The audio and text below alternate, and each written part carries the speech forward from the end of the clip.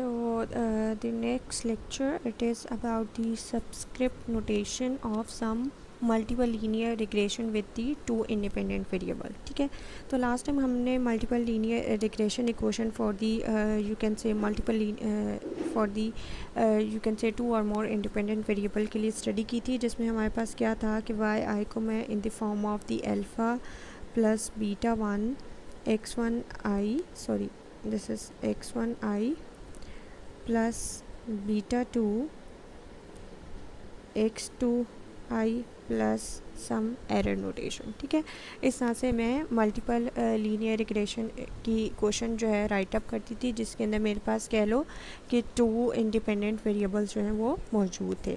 अब by using the another method और the subscript notation के थ्रू या यूल्स नोटेशन जो है उसके थ्रू मैं इस इक्वेशन को इस फॉर्म में लिख सकती हूँ लाइक एक्स वन आई. ठीक है, that is equals to beta one dot two three. ठीक है, plus beta one two dot three x two I plus beta one three dot two x three I. ठीक है, अब यहाँ पे मेरे पास क्या है कि द वेरिएबल्स जो हैं are numbered in 1 2 and 3 by use of the subscripts. ठीक है, अब जो यहाँ पे मेरे पास ये जो नंबर सबस्क्रिप्ट का 1 जो है ये शो हो रहा है. ठीक है, ये बेसिकली क्या है, डिपेंडेंट वेरिएबल को शो कर रहा है, और यहाँ पे 2 और 3 जो है वो मेरे पास क्या है, इंडिपेंडेंट वेरिएबल्स को शो कर रहे हैं. ये जो मेरे पास 2 और 3 इंडिपेंडेंट वेरिएबल्स हैं, ठीक है, ये इनको शो कर रहे हैं. ठीक है, with respect to x2 and x3 respectively. अब ये जो मेरे पास बीटा वन और टू थ्री है is basically the value of x1. ठीक है, ये x1 की वैल्यू है कब, जब मेरे पास x2 और x3 दोनों जो हैं वो मेरे पास क्या होंगे, ज़ीरो होंगे. तो ये मेरे पास कह लो कि बीटा की वैल्यू है x1 के अलाउंग.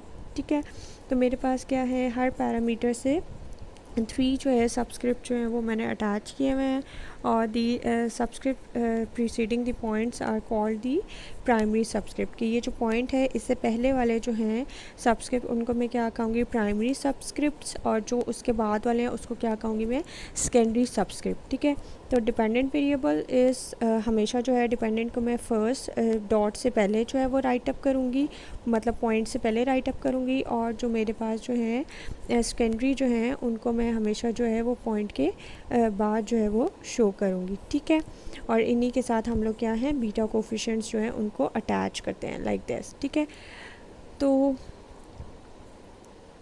अब ये जो मेरे पास सेकेंडरी सबस्क्रिप्ट होते हैं बेसिकली, ठीक है, ये इंडिकेट करते हैं with other variables has been included in the regression equation के हमारे पास क्या जो है वेरिएबल्स जो हैं वो अटैच हैं किसके अंदर, रिग्रेशन इक्वेशन के अंदर. ठीक है, अब यहाँ पर जो है दी estimated multiple regression equation of x1 on x2 and x3 को जर्नली मैं किस तरह से राइट अप करती हूँ, like x1 that is equals to b 1.23 plus b 12.3 x2 plus b 13.2 x3. ठीक है, तो ये मेरे पास बेसिकली क्या है, estimated regression equation of x1 on x2 and x3.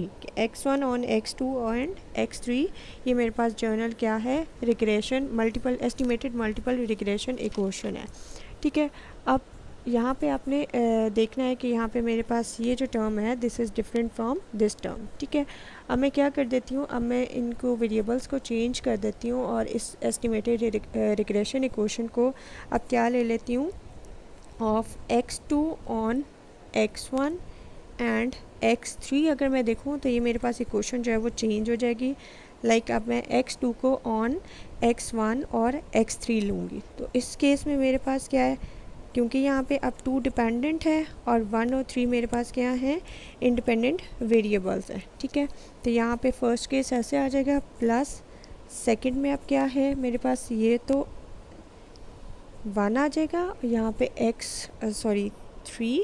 ठीक है, फिर प्लस b 2 1 और यहाँ पे x1. ठीक है, मतलब लाइक दिस. और इसी तरह से ही अगर मैं ले लूँ कि x3 को ले लूँ ऑन x1 एंड x2, तो यहाँ पे मेरे पास क्या इक्वेशन हो जाएगी, x3 that is equals to b3.12 plus b23.1 x1 plus b32.1 x2। ठीक है, सॉरी, दिस इज़ बेसिकली 3 1 और यहाँ पे मेरे पास 2 आ गया, क्योंकि 3 जो है ये मेरे पास डिपेंडेंट है, ठीक है, और 1 जो है ये आ गया मेरे पास, और 2, ठीक है। तो जब मैंने x3 को ऑन x1 x2 लेना है तो मेरे पास ये क्वेश्चन आ जाएगी, और अगर x2 को ऑन x1 x3 लूँगी तो मेरे पास ये क्वेश्चन आ जाएगी, ठीक है। अगर तो मैं इन जो है 2 वेरिएबल्स को इनके मीन की फॉर्म में लिख लूँ, ठीक है, x1 x2 के, then the 2 simple regression equation of x1 on x2 and of x2 and x1, तो उस केस में मेरे पास क्या आ जाएंगे, अगर मैं मीन के अलॉन्ग ले रही हूँ तो x1 that is equals to b12 x2 and x2 that is equals to b21 x1, ठीक है। कि अगर मैं ले रही हूँ x1 ऑन x2 ले रही हूँ या x2 ऑन x1, ये जो मीन अगर मैं जो है वो लूँगी तो मैं किस फॉर्म में लिख सकती हूँ, इस तरह से मैं राइट अप कर सकती हूँ। और अगर मैंने रेजिडुअल्स को लिखना है तो रेजिडुअल्स को मैं किस तरह से लिख सकती हूँ, x1.2 that is equals to x1 minus b12 x2, ठीक है। और अगर मैंने x21 लेना है, अब 2 यहाँ पे बेसिकली क्या है, डिपेंडेंट है मेरे पास, और 1 क्या है मेरे पास, इंडिपेंडेंट, ठीक है। तो वो मैं ये वाला केस ले लूँगी, ठीक है।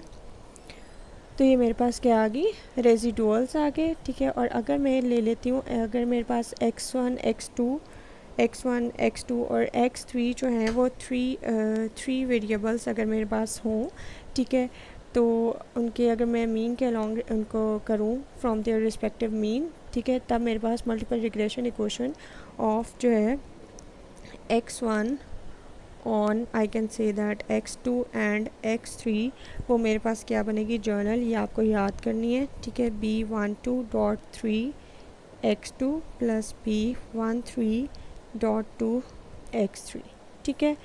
And it's residual is expressed by, कि अगर मैं इसके रेजिडुअल को एक्सप्रेस करूँ तो वो क्या है मेरे पास, लाइक दिस, मैं उसको लिख दूँ, इस सारी टर्म को मैं यहाँ पे लिख लेती हूँ, ये सारी उठा के इक्वल के दूसरी तरफ आ जाएंगी, ठीक है, सॉरी।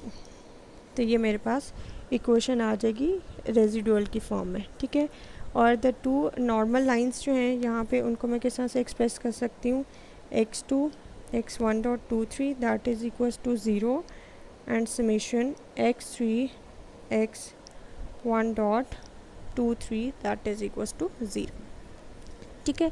तो यहाँ पे जो मेन चीज़ है वो आपको इस इक्वेशन को याद करना है, ठीक है। आगे फर्दर जो है नेक्स्ट क्वेश्चंस में हम लोग इसी टर्म को यूज़ करेंगे, ठीक है, जहाँ पे हम लोग आगे फर्दर जो है मल्टीपल रिग्रेशन को स्टडी करेंगे in the term of the linear correlation coefficient की टर्म में।